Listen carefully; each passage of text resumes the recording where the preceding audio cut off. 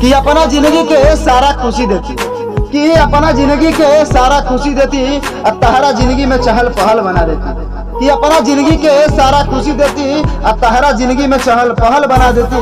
बाकी तू तो मुँह तो नहीं हुए तार बहिन चलो ना तो मुंबई शहरिया में ताजमहल बनवा देती। मेरा यही अंदाज इस मतलबी जमाने को खलता है, मेरा यही अंदाज इस मतलबी जली को राख कहते हैं, बुझी को खाक कहते हैं, कि जली को राख कहते हैं, बुझी को खाक कहते हैं। और हम फ्री फायर वाले हैं बेटा, पबजी वाले अभी भी हमें बाप कहते हैं। और तेरा सिर्फ दिमाग खराब है काका, मैं बंदा ही खराब हूँ।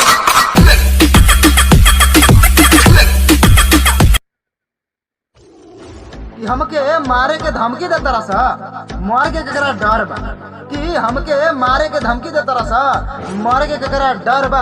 अगर औकात चेक करके हुए सारे तो आ जाइए सोनभद्र जिला सलैयाडी बजरिया में घर बा।